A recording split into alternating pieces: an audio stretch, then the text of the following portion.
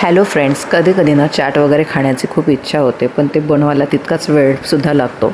मग या वेळेला ना किराण्यामध्ये आम्ही आणले आहे ITCच्या मास्टर शेफच्या आलू टिक्क्या आणि ह्या आज मी बनवत आहे। संध्याकाळी खाण्यासाठी बनवत आहे, त्यामुळे मी सकाळीच हिरवे वाटाणे भिजत घातले होते। भिजलेले वाटाणे ना मी कुकरमध्ये बॉईल करायसाठी ठेवले आहे आणि त्यामध्ये एक बटाटा टाकला आहे। आलू टिक्कीवर खाण्यासाठी हिरवी चटणी बनवत आहे। त्यासाठी हिरवी मिरची, सांबार, पुदिन्याचे पत्ते, जिरा पावडर, आमचूर पावडर आणि साधं मीठ आणि घट्टपणा येण्यासाठी त्यामध्ये थोडं डाळवं टाकलं आहे आणि हे मिक्सरला फिरवून घ्यायची आणि पातळसर तयार करायची आहे। आता इथे आपले बटाटा आणि वाटाणे हे छान मऊसूत शिजले आहे। बटाटा हा व्यवस्थितपणे स्मॅश करून घ्यायचा। आता पॅन गरम करायला ठेवायचं, त्यामध्ये तेल घालायचं।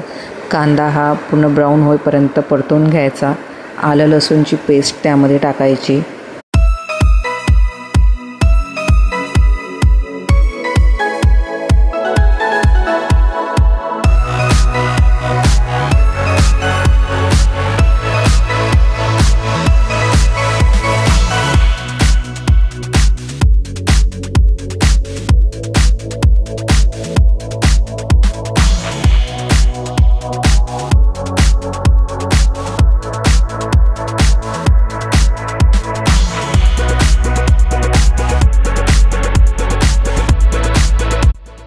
खूप छान अशा टिक्क्या यामध्ये आलेल्या आहेत, तुम्ही बघू शकता।